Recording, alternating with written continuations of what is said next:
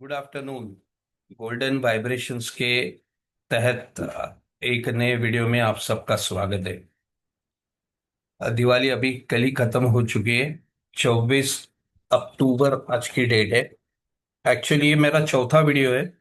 ये वीडियो पिछले गुरुवार को मैं पोस्ट करने वाला था, लेकिन थोड़ी सी खांसी सर्दी जुकाम की वजह से नहीं पोस्ट कर पाया।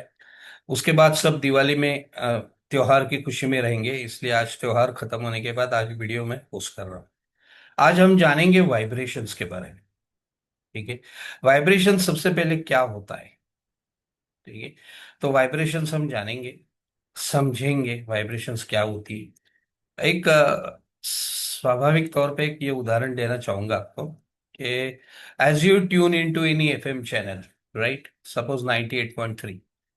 सो आपका जो रेडियो है वो फ्रीक्वेंसी कैच करता है। फ्रीक्वेंसी मौजूद रहती है, लेकिन उसके बाद फ्रीक्वेंसी गाने के रूप में आपको सुनाई पड़ती है।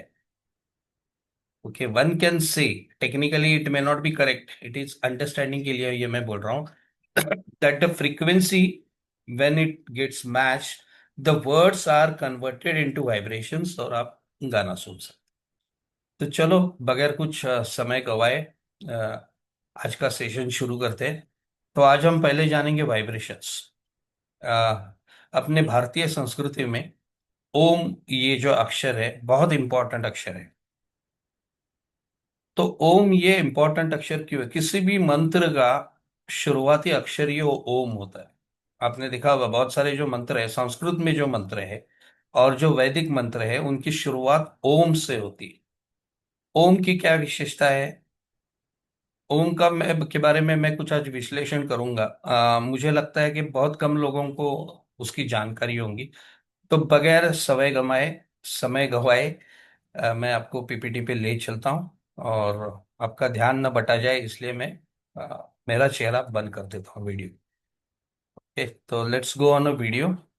Let's share the thing.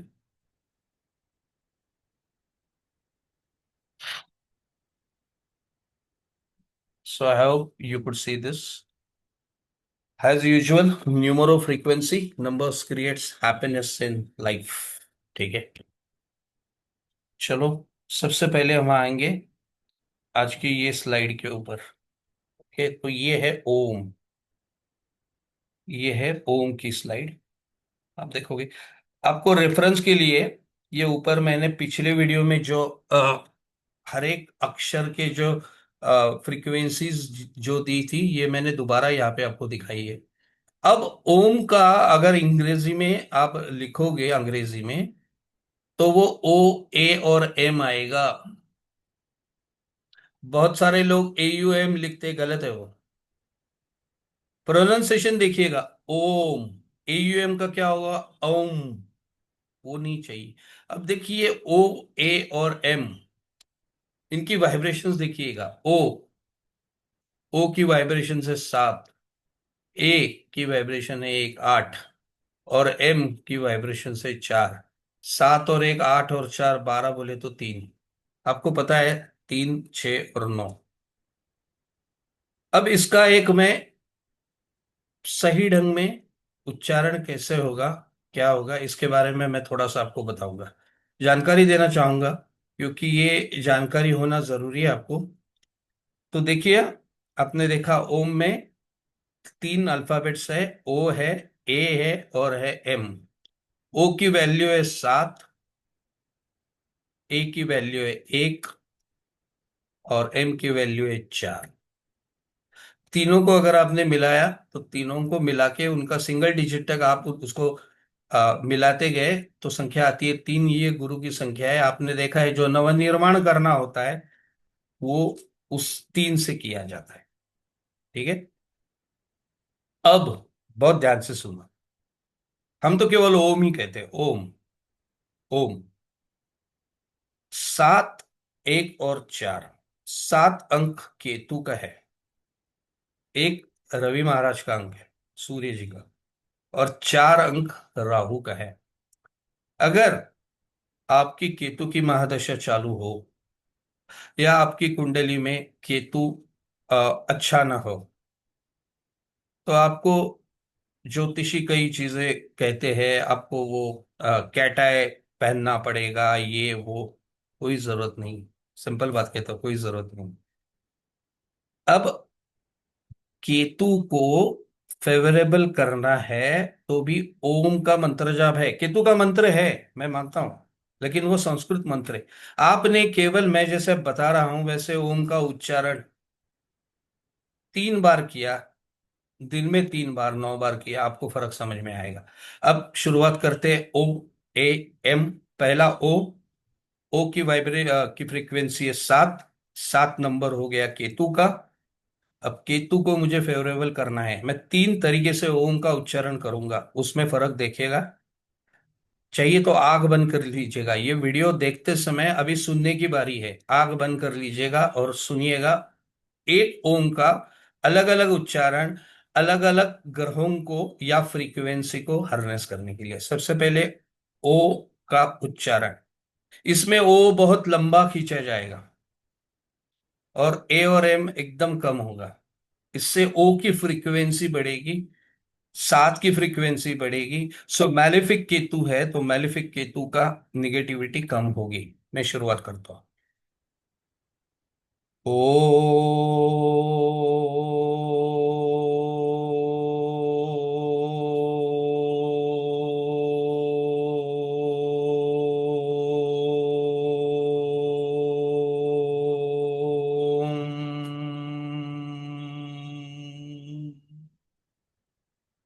इसमें मैंने ओ लंबा खींचा, है अक्षर ओ ही, लेकिन ओ लंबा खींचा। मैं जब ओ कह रहा था तो उसमें आपको वाइब्रेशंस, कंपन सुनाई देंगे, अलग अलग ओ बार बार रिपीट हो रहा है, जैसे इको हो रहा है।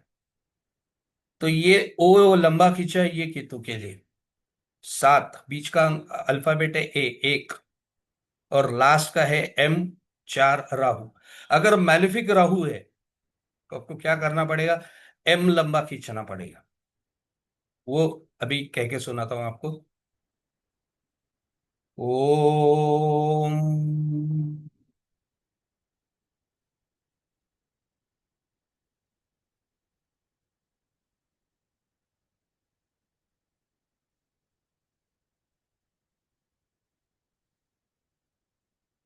हमने यहाँ पे म खींचा, पहले और दूसरे में अंतर है। ओ जब होता है, हम ध्यान दीजिएगा मेरे ओठ कैसे थे, उसमें सांस बाहर फेंकी जाती है।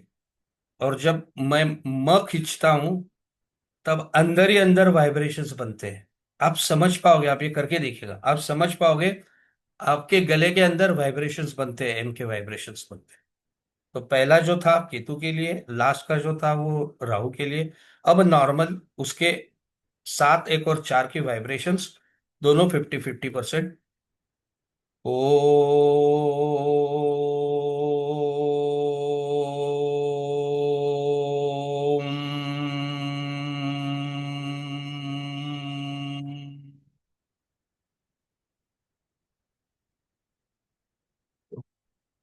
समझे? ऐसे प्रयोग कीजिएगा। ये 3 बार किया दिन में, 3 या 4 बार कीजिएगा, जब भी समय मिले। कम आवाज में करोगे तो भी चलेगा। ये शुरुआत है बेसिक। इसमें आप थोड़ा सा ध्यान दीजिएगा कि ये जो स्वर निकलते हैं, ओ, और म, कहाँ से निकलते हैं। क्योंकि इसमें हम आहिस्ता आहिस्ता इसके गहराई में जाएंगे। और ये काफी बाद होगा, मैं इतनी जल्दी वो मैं नहीं लूंगा, क्योंकि अभी तो लोग जुड़ रहे हैं, ठीक है। तो आपको पता है आपके शरीर में 7 चक्र होते हैं, सप्त चक्र, वो क्या है क्या नहीं आपको गूगल पे भी पता चलेगा। तो इसके एडवांस स्टेज में हर एक चक्र पे ध्यान केंद्रित करके हम ये ओम का उच्चारण करेंगे, तब ताकि आपको उस चक्र की वाइब्रेशंस, आप वहां तक आप पहुंच पाएंगे। मूलाधार है, स्वादिष्ठान है, मणिपुर है, उसके बाद है अनाहत चक्र है, विशुद्ध चक्र है, आज्ञा चक्र है और सहस्त्रार, इसको सहस्त्रार कहते हैं। तो ये 7 चक्र हो गए। कुछ लोग चक्र एक ज्यादा मानते हैं, वो पीछे जहाँ पे शेंडी होती है, शेंडी जो रखी जाती है, 7 हो या 8, लेकिन एक छोटा सा मैंने आपको एक एग्जाम्पल बताया कि वाइब्रेशंस क्या होती है, आपको सुना ही पड़ता है। अक्षर तो वही एक है ओम, लेकिन अलग अलग वाइब्रेशंस कैसे पा सकते हैं तभी ये मैंने आपको दिखाया। चलो ठीक है, अब चलते हैं स्लाइड्स के ऊपर।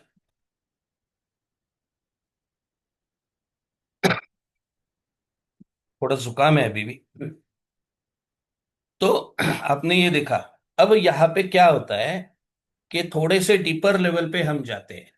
देखो यहाँ पे अगर ओम तीन, अगर ये अल्फाबेट्स है तो सबको ऐड करके तीन मिला। देखो हाँ, ओम सबसे पवित्र शब्द क्यों है। अब मैं क्या करूंगा, ओ और एक जोड़ी बनाऊंगा। I will make a pair. So O plus A, 7 + 1 इज 8। Now a plus m, 1 + 4 is 5, and the last one, m plus o, 4 + 7 is 2. Now you just sum up all this, the OAM, ये तीन vibrations है। उसके बाद ये 8 और 5, 13 और 2 15, 6 vibrations हो गई। 15 मतलब 6, 6 और 3 9 वाइब्रेशंस हो गई। तो देखो यहाँ पे ओ में सब वाइब्रेशंस आपको मिलेगी।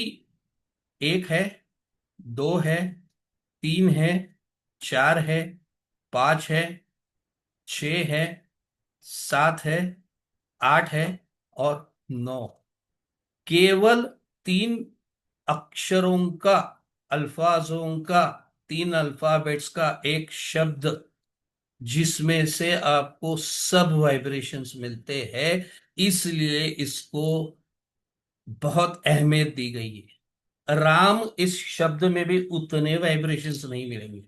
और देखो, ओम और राम उच्चारण सेम है। ओम और राम का उच्चारण सेम है। दोनों में देखो बीच में एक और चार है, और यहाँ पे चंद्रमा। मन जो भटकता है, षड्रिपु का जो काम, क्रोध, लोभ, मद, मोह और मत्सर का जो केंद्र है मन, चंद्रमा, उसकी संख्या 2 है। उसको काबू में लाने के लिए अब देखो, राम में भी 2 और एक, 3 और 4, 7। 7 केतु का अंक है। केतु मतलब क्या, ये अगर आपको समझना होगा तो एक ही शब्द है, सन्यासी। अपने जीवन में राम एक सन्यासी थे। देखिए, इतनी गद्दी छोड़ दी, राजगद्दी छोड़ दी, भाई को निकल गए।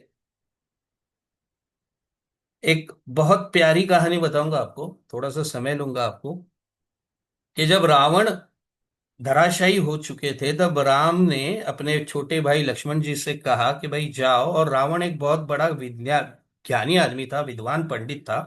तो उनसे राज्य शास्त्र, राजधर्म के बारे में थोड़ी सी जानकारी ले लो।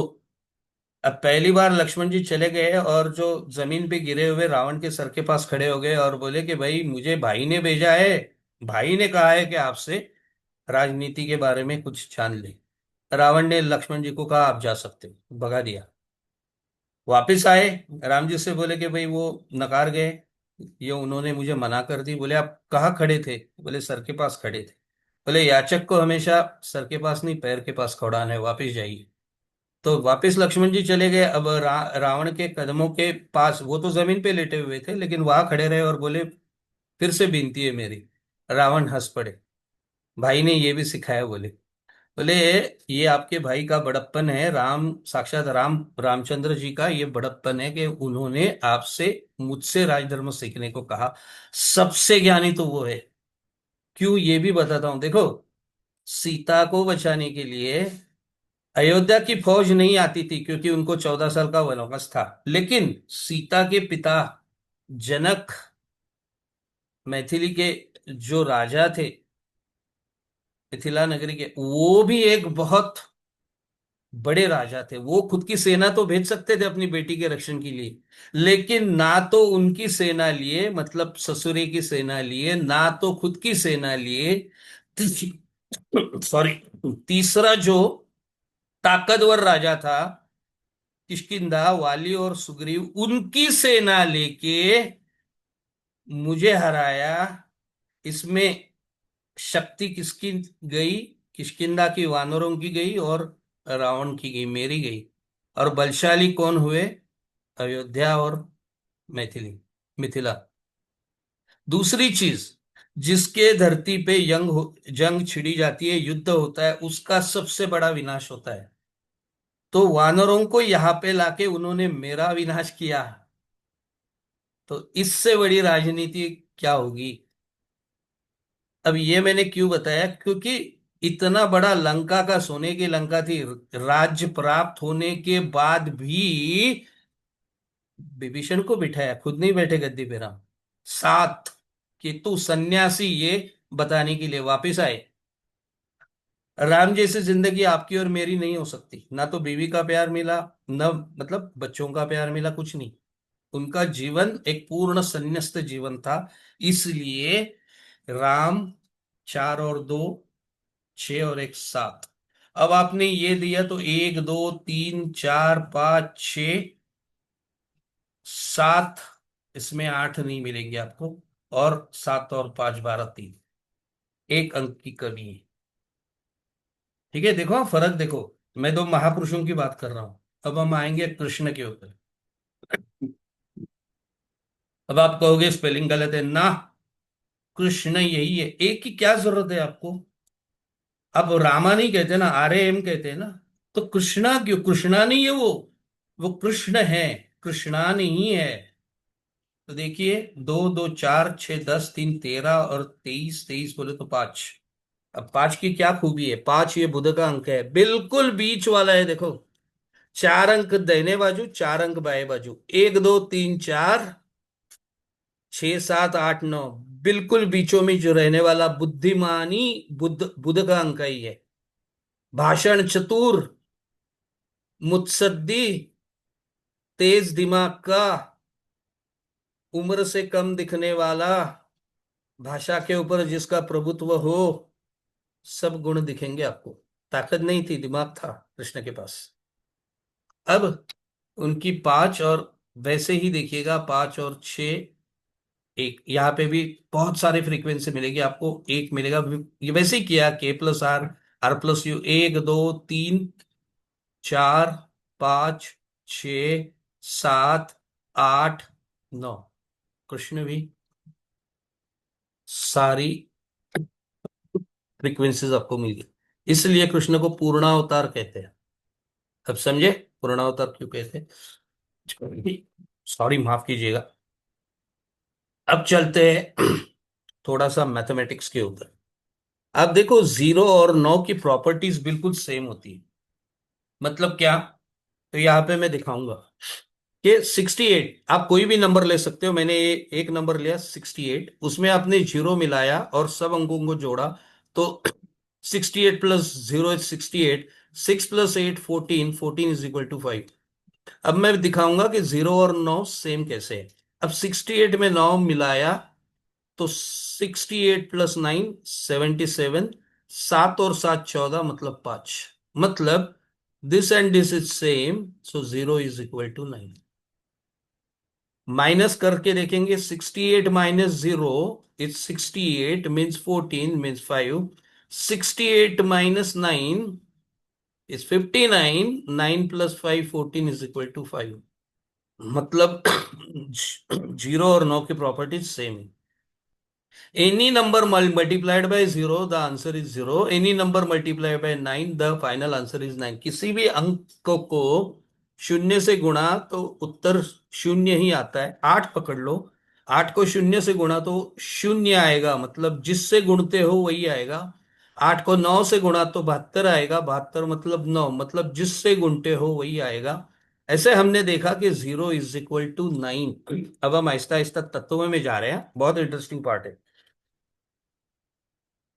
अब मैं आऊंगा कुछ और, एक बात बताऊंगा आपको, मेरे कोर्स में आपको, मेरे ये वीडियोस में बहुत सारा ऐसा नॉलेज आपको मिलेगा, पहले शायद आपने सुना नहीं होगा। तो हम लोग ऐसा मानते हैं कि शून्य, जीरो का खोज, zero was discovered by Indian scientist ही हम कह सकते हैं, कॉल्ड आर्यभट्ट, सही है। लेकिन मेरा ये मानना है कि ये तो छोड़ो, सारे जो अंक है वो भारत की देन है, भारत की खोज है। इसके पुष्टर्थ में 2 3 वीडियो में अलग अलग बातें बताऊंगा आपको, सुनिएगा आप। पहली बात अभी बताने जा रहा हूं, ठीक है। अब देखिएगा, अब हमने देखा पिछले स्लाइड में कि 0 और 9 सेम है, लेकिन उनमें एक फर्क है। The only difference is 0 is nothingness before the universe evolve. अब साइंस ये मानता है कि बिग बैंग थियरी के बाद इस विश्व का निर्माण हुआ। पहले कुछ नहीं था, वैक्यूम था, मराठी में पोकली थी, अंतरिक्ष था, उसमें कोई ग्रह वगैरह कुछ नहीं था। और फिर दुनिया कायनात कैसे बनी, तो बिग बैंग थियरी, जिनको ज्यादा रुचि हो वो गूगल पे जाके या यूट्यूब पे भी बिग बैंग थियरी देखिएगा, आपको पता चलेगा। एक बिग बैंग थियरी से एक बहुत बड़ा ब्लास्ट हो गया, विस्फोट हुआ, और फिर फ्रैक्शन ऑफ अ सेकंड में इस पूरी विश्व का निर्माण हुआ। सालों साल नहीं लगे, फ्रैक्शन ऑफ अ सेकंड में लगा। तो वो जो विश्व बनने के पहले का जो नथिंगनेस था, वो जीरो, उसके बाद आहिस्ता आहिस्ता इवॉल्व हो गई। पृथ्वी का अगर मैं ये उदाहरण लूंगा तो 450 साल हुए पृथ्वी को। तो कई सैकड़ों साल पहले कुछ नहीं था, उसके बाद पहली वनस्पति तैयार हो गई। विष्णु के जो, हम जो ये कहते हैं अवतार, that is the involvement process. उसके बाद मानो number 1, number 2, number 3, number 4, this shows the involvement. ठीक है। आदमी को पृथ्वी पे आकर 7 करोड़ वर्ष हुए हैं। कितने? 7 करोड़ वर्ष। पृथ्वी की आयु 425 से 450 करोड़ साल है। इंसान की आयु 7 करोड़ साल है।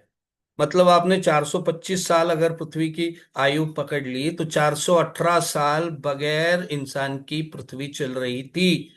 पृथ्वी का निर्माण हमारे लिए, इंसानों के लिए नहीं हुआ है भाई। और ये समय 7 करोड़ साल इतना छोटा है, अभी मैं आपको बताऊंगा कि डायनासोर ने इस पृथ्वी पे 25 करोड़ साल राज किया। 25 करोड़। हमें आए हुए 7 करोड़ साल हो गए। अब सोचिएगा काल कितना बड़ा है। तो ये इवॉल्वमेंट होती गई, और ये बढ़ेगा। अभी हम देख रहे हैं ग्लोबल वार्मिंग हो रहा है, ये हो रहा है, बहुत सारे निगेटिव फैक्टर्स हम कंसिडर कर रहे हैं, पेड़ कटे जा रहे हैं। एक दिन वैसा ही एक विस्फोट होगा और विश्व का विनाश होगा। ये पहली बार नहीं होगा, कई बार बना हुआ है। विनाश के बाद की जो शांति रहेगी, the nothingness after a blast, after everything is gone, is 9। तो कुछ बनने के पहले जीरो। एक बिल्डिंग का एक ये उदाहरण देंगे, पहले खाली मैदान था, उसके बाद बिल्डिंग बनाई, कुछ कारणवश बिल्डिंग कई सालों के बाद पुरानी हो गई, और फिर मशीन के सहाय के जरिए से बिल्डिंग को ढाया गया। तो बिल्डिंग ढलने के बाद वापस जो ग्राउंड रहेगा वो 9। अब समझ में आई बात? अब फिर से बिग बैंग के जैसा ब्लास्ट होके फिर से पूरे विश्व का निर्माण होगा, जीरो से। लेकिन इसके पहले वाला एक ये दिखाता है कि एक विश्व का विनाश पूरा हुआ और दूसरा वापस जीरो से चालू हो गया। इसलिए one is already completed and this is the beginning of the second one. That is why 10 11 12 16 17 18 19। उसके बाद इसका भी विनाश होगा। दो क्रिएशंस एंड डिस्ट्रक्शंस कंप्लीट हो गए, और तीसरी की शुरुआत वापस जीरो से होगी। 2 1 2 2 2 2 3 2 4।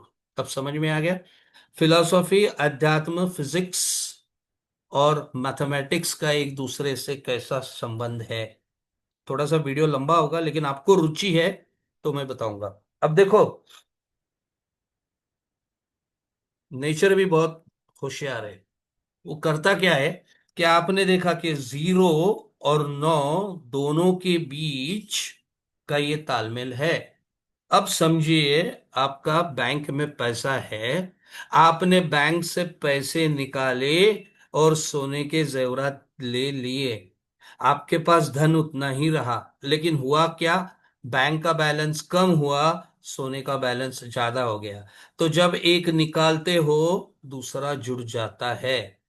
अब यहां पे देखो, 0 के बाद और 9 में से एक निकालो, रह गया 8, इसमें जोड़ो वो हो गया 1।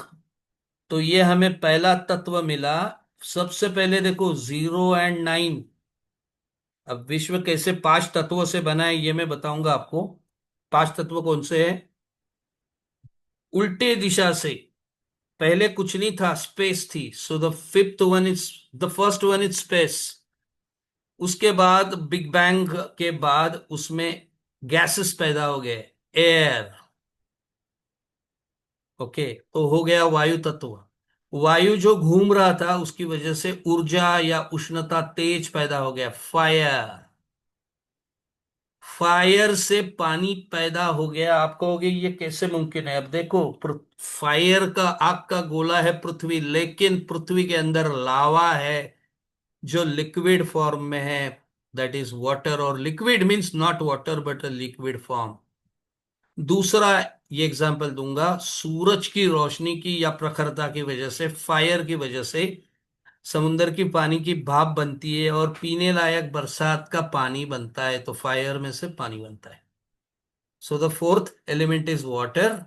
और वाटर के बाद, वाटर मीन्स लिक्विड, उसके बाद अर्थ बनती है। कैसे? तो वही तो बताया मैंने, लावा जब ठंडा होता है तो वो सॉलिडिफिकेशन होके उससे अर्थ बनती है। आप समझे? तो लावा सॉलिडिफिकेशन होने के बाद उससे अर्थ बनती है, यही मैं दिखा रहा हूं। तो ये 0 और 9 स्पेस, एक बड़ा एक घटा, 1 and 8 इज एयर। फिर से एक बड़ा एक घटा, 2 and 7 इज फायर। फिर से एक घटा, एक बड़ा एक घटा, 2 और 1 3, 7 - 1 6, 3 and 6 is water. Earth 4 and 5। उसके बाद ये विपरीत होंगे। विपरीत क्यों होंगे? क्योंकि दुनिया के किसी भी सजीव में दो चीजें पाई जाती है, नर और मादी, पॉजिटिव एंड निगेटिव। ऊर्जा अन्यथा पैदा नहीं होगी। पूरी हमारी जिंदगी पोलर अपोजिट के ऊपर, दिन और रात, सांस अंदर लेना और बाहर छोड़ना, स्त्री और पुरुष के, तो ये विपरीतीकरण है। तो इसके बाद ये उल्टा होगा, 4 और 5 होके 5 and 4। फिर एक बढ़ेगा 6 and 3। ये देखो, 3 6 का उल्टा हो गया। फिर 7 and 2। फिर 8 and 1 एंड 9 and 0। अब समझे आप नंबर कैसे आगे? 1 2 3 4 5 6 7 8 9। One cycle is complete and we are starting complete the second cycle. So one complete, second starting from 0 1 0 1 1 1 2 1 3 1 4 1 5 1 6 1 7 1 8 1 9, और फिर से विश्व का विनाश। समझे? तो अभी हम आएंगे 5 तत्वों के ऊपर। हमारे जो 5 शरीर के जो इंद्रिय है, जिससे हमें बाहरी दुनिया का ज्ञान होता है, उसे हम इस 5 तत्वों में देखेंगे। तो देखो, earth, water, fire, air and space, right? So earth is solid, water is liquid, fire heat transformation होता है फायर की वजह से, एयर इसमें सब आता है, हवा आती है, विंड, गैसेस, मूवमेंट, मूवमेंट भी आती है इसमें, स्पेस, स्पेस मीन्स एम्प्टीनेस। अब हमारे जो इंद्रिय है 5, हमको ज्ञान 5 इंद्रियों से होता है। पहला है स्पर्श, टच, कम्स अंडर अर्थ। दूसरा है स्वाद, टेस्ट, कम्स अंडर वाटर। क्यों? अगर जिह्वा पे, जीभ जो कहते हैं, जुबा पे लार नहीं होगी, बुखार जब आता है लार नहीं होती, तब पदार्थ की टेस्ट नहीं समझ में आती। फायर एंड साइट, ये कैसा है भाई? फायर और साइट कैसे? देखो, हम कहते हैं, बोली भाषा में कहते हैं, उसके नजर में क्या तेज है, आंखों में क्या तेज है, राइट? सो फायर इज तेज। या सबसे गर्म हिस्सा आपके शरीर का आंख की पुतलिया है। बंद आंखों को छू के देखो, अब भी देखो, आंख बंद करो, उंगलियों के जरिए से, आंख बंद, आंख के ऊपर हाथ रखो, उंगली रखो, गर्म महसूस होगा। ऊर्जा, शरीर का सबसे महत्वपूर्ण अंग दुनिया का ज्ञान होने का, साइट, फायर। उसके बाद एयर, स्मेल, और साउंड, ये सबसे इंपॉर्टेंट है। स्पेस का साउंड है, क्यों? क्योंकि साउंड को, ध्वनि को बिखेरने के लिए, आप तक पहुंचने के लिए स्पेस की जरूरत है। इसलिए 4 कोसों दूर जो रेलवे जाती है सीटी बजाते हुए, उसकी सीटी कान पे पड़ती है। लेकिन बगल वाले फ्लैट में रात को मर्द ने बीवी का मर्डर भी किया, वो चिल्लाई लेकिन सुनाई नहीं देता, क्योंकि स्पेस नहीं है। उसकी आवाज मेरे कानों तक नहीं पहुंची, बीच में दीवार है। तो साउंड और स्पेस। अब बॉडी में ऑर्गन्स कौन से है? तो स्किन की वजह से टच समझ में आता है, जुबा की वजह से टेस्ट समझ में आता है, आंखों की वजह से बाहरी दुनिया का ज्ञान होता है, दृष्टि की वजह से, नाक की वजह से हमको स्मेल भी आती है, दूसरा उपयोग नीचे दिया है, और कानों की वजह से हम सुन सकते हैं। अब देखिए, बहुत सिंपल थिंग है। आदमी जब बीमार होता है, क्यों पड़ता है बीमार? क्योंकि ये जो 5 जो तत्व है, एलिमेंट्स है, उसका बैलेंस इम्बैलेंस होता है। सबसे पहले यहां से शुरुआत होती है। फायर, जिसका काम है डाइजेशन। आपके पेट में कई सारे, हमारे पेट में कई सारे एसिड्स पैदा होते हैं, ठीक है? अब वो जो एसिड्स है, उनका काम खाने के बाद फूड का डाइजेशन करना है। तो किसी कारणवश फूड का डाइजेशन सही ढंग से नहीं हो पाता, हमारी जैसी एज, उम्र बढ़ती जाती है, तब हमारी मोबिलिटी कम होती है, कैलोरीज कम बर्न होती है, हमारा एक्सरसाइज कम होता है। कई कारण है उसके। ओके। तो उसके वजह से खाना खाना खाने के बाद उसका पचन सही ढंग से नहीं होता है। इसकी वजह से उसका रूपांतरण फैट्स में होता है। फैट्स कहो, कोलेस्ट्रॉल कहो। हम एक हार्ट अटैक का एग्जांपल लेंगे, तो आप का खाना, जंक फूड या गलत सलत खाने के वजह से फैट्स बढ़ती है, फैट्स बढ़ती है, कोलेस्ट्रॉल बढ़ता है। और ये कहा जाके बैठता है ब्लड वेसल्स में, हार्ट के ब्लड वेसल्स में, मतलब उसकी कोई अंदर की जो स्पेस है, वो एक्स्ट्रा अर्थ के वजह से कम हो जाती है। सिंपल है, जब किसी रूम में कोई भी फर्नीचर नहीं होता, तो 100% स्पेस है। अब जैसे जैसे टेबल, कुर्सियां, सोफा, टीवी, कबर्ड रखे जाएंगे, पृथ्वी तत्व बढ़ता जाएगा, और स्पेस तत्व जो है, आकाश तत्व जो है, वो कम होता जाएगा। वैसे ही ब्लड वेसल्स में पृथ्वी तत्व बढ़ते जाता है, जिसे हम ब्लॉकेज कहते हैं, स्पेस कम हो जाती है। The blood vessels get contracted.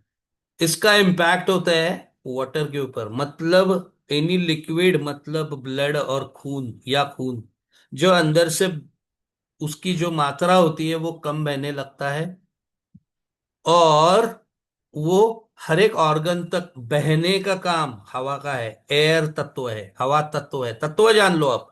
शरीर में हवा होती है क्या, ऐसा सवाल मत पूछो, सिंपल है। Anything which flows comes under the element of air. तो सब इंद्रियों तक खून नहीं पहुंचता, हृदय को, हमारे हार्ट को एक्स्ट्रा एफर्ट्स करने पड़ते हैं, और फिर किसी रात को हार्ट अटैक आ जाता है। अब देखो, बीमारियों का कारण 5 तत्वों का इम्बैलेंस था। अब उसका जो ठीक होना है, उसके लिए भी 5 तत्व लगते हैं। कैसे? डॉक्टर कहेंगे कि भाई एंजियोप्लास्टी से काम होगा। एंजियोप्लास्टी क्या है? एक सुई आपकी ब्लड वेसल में डाली जाती है, और जो बड़ा हुआ अर्थ, जो एलिमेंट है, ब्लॉकेज को फोड़ के निकाल दिया जाता है। सो अर्थ एलिमेंट कम होने के बाद स्पेस एलिमेंट रिस्टोर होता है, पहले जैसे होता है। ये होने के बाद अपने आप खून चलने लगता है। अब वो हर एक ऑर्गन के पास जाएगा, और दोबारा आपको ये ना हो, इसके लिए डॉक्टर बहुत सारे डाइट देते हैं। अब जंक फूड बंद, फ्राई बंद, भजिया बंद, ओके, लीवर बंद, प्रॉन्स बंद, तला हुआ कोई भी बन तो फायर कंट्रोल की जाती है। अब अगर एडिशनल स्पेस कभी कभी पैदा की जाती है, ठीक है, एडिशनल स्पेस बाईपास, नया रास्ता बनाया जाता है खून के लिए, या वापस स्पेस कम न हो इसलिए उसके अंदर क्या डालते हैं, स्टेंट डाला करते हैं ताकि स्पेस वापस कम न हो। तो ये 5 तत्वों के माध्यम से आदमी ठीक होता है। ये बहुत एग्जाम्पल लिया, कोई भी मेडिकल ट्रीटमेंट देखो, टैबलेट पिल्स आप जो खाते हो, एलोपैथी के हो या वो साबुदाने के पिल जैसे दिखते हो होम्योपैथिक हो, वो पृथ्वी तत्व के अंदर आता है। लिक्विड खून देना, सलाइन देना, ये सब वाटर, जल तत्व के अंदर आता है। हीटिंग पैड से लेके कैंसर में जो रेडिएशन किया जाता है, ये सब फायर तत्व में आता है। आदमी को ऑक्सीजन चढ़ाया जाता है, जो मूर्छा अवस्था में है, जो बेहोश है, उसको उसको अमोनिया सुंघाया जाता है। और सबसे जो एक्सरे, स्कैनिंग, एमआरआई, ये जो सब चीजें हैं वो स्पेस तत्व के अंदर आती है। थोड़ा सा वीडियो बढ़ रहा है। तो ये मैंने पहले ही बताया, अर्थ वाटर के तत्व क्या है। ये इंसान के लिए नहीं, जो मानव निर्मित चीज में भी 4 चीजों को आना जरूरी है। हम गाड़ी का एक एग्जाम्पल लेंगे, उसमें अर्थ तत्व, पृथ्वी तत्व होगा कार की बॉडी, वाटर तत्व होगा ऑयल या पेट्रोल या डीजल, फायर तत्व होगा बैटरी, एयर तत्व होगा कंबशन, ये कंपोजिशन ये गलत लिखा है, it should be combustion, C2O2 carbon monoxide इसके जरिए से बाहर फेंका जाता है। और आप कहोगे कि स्पेस, पुरानी गाड़ियों में कार्ब्यूरेटर हुआ करता था। अब जानबूझ के मैंने आपको ये दिखाया। यहाँ पे कार्बोरेटर क्या है, ये गूगल के ऊपर से लिया गया है। Carburettor is a device that mixes air and fuel, देखो 2 तत्व, हवा और पानी तत्व, in the correct ratio for an internal combustion engine. It works by using the vacuum, space तत्व, आकाश तत्व, created by the engine intake stroke to draw air and fuel through a venturi, a narrow passage where air speed increases and pressure drops, causing fuel to be pulled from a float bowl and mixed into the airstream. Carburetor includes components like a float chamber, jets, a choke, and accelerator pump to ensure right mixture of different engine conditions. बाकी ज्यादा ध्यान में कुछ नहीं आ गया तो ये तो समझ में आया होगा, हवा मतलब air, water means fuel, and space, 3 तत्वों का मिलाप है। तो ये थोड़ी सी जानकारी आपको देनी थी ये मुझे। तो अब इंसान के शरीर में 5 तत्व कहाँ पे विराजमान होते हैं? अर्थ, सॉलिड फ्रॉम सॉइल, दुनिया में सॉइल जो है मट्टी है, पत्थर है, उससे लेके हमारे बॉडी का जो फिजिकल स्ट्रक्चर बनाया गया है, नाखून है, बाल है, हड्डी है, ये ऑल कम्स अंडर अर्थ। वाटर में क्या आता है? हमारे शरीर में जो भी वाटर है, ओके, दुनिया में 70% वाटर है, आदमी के अंदर 70% खून है। देखो, अंदर और बाहर फर्क नहीं है, both things are same with in and out. Okay, तो प्लाज्मा है, बॉडीली फ्लूइड्स है, हार्मोन्स है, whatever secretes in our body, ये सब हार्मोन से लेके सब ये वाटर तत्व के में आता है। फायर तत्व में all forms of heat and light, बाहरी दुनिया में, including body metabolism and digestion. मैंने पहले ही कहा कि हमारे शरीर में कई सारे एसिड्स पैदा होते हैं पेट के अंदर खाने को हजम करने के लिए, so that comes under fire तत्व। Air, all gases and the vital force of breath and life, सबसे इंपॉर्टेंट सांस हमारी जो चलती है एयर तत्व की वजह से, essential for movement and respiration. और लास्ट स्पेस, स्पेस और emptiness, from vastness of the universe, कितना बड़ा यूनिवर्स है पता नहीं है हमें, to the space within the organ in the body. आपके बॉडी में, मेरे बॉडी में भी स्पेस है, लंग्स में, फुफ्फुस में क्या है, स्पेस है।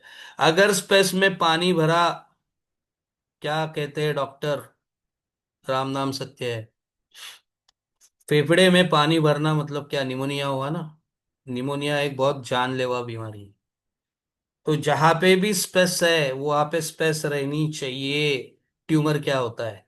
स्पेस में जितनी स्पेस चाहिए उस जगह में पृथ्वी तत्व का बढ़ना, ये बीमारी है।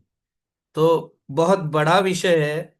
वीडियो में मुझे ज्यादा नहीं बड़ा करना था, लेकिन फिर भी हुआ है। उम्मीद करता हूँ आपको अच्छा लगेगा। अब नेक्स्ट वीडियो में आपने, कई लोगों की ये सवाल है, आपने क्या किया है आप में से कई लोगों ने, कि सर हमारे नाम का नंबर ये है सबका मिला के, और बर्थ डेट का ये है, ये 369 नहीं है, ये खराब है, ये कैसे बदले जाएंगे? खराब कुछ नहीं होता सर। दुनिया में खराब कोई चीज नहीं होती। आप भी नहीं हो, मैं भी नहीं हूं। थोड़ा बदलाव करने की जरूरत है। वो बदलाव कैसे किया जाएगा, इसके लिए मैं नेक्स्ट वीडियो में वहां से शुरुआत करूंगा। काफी बड़ा है सर, ये 2-4 वीडियो में समझने वाली बात नहीं है। ठीक है, ये काफी लंबा तक चलेगा। तो देखते जाइएगा, पढ़ते जाइएगा, समझते जाइएगा। Thank you, thanks a lot.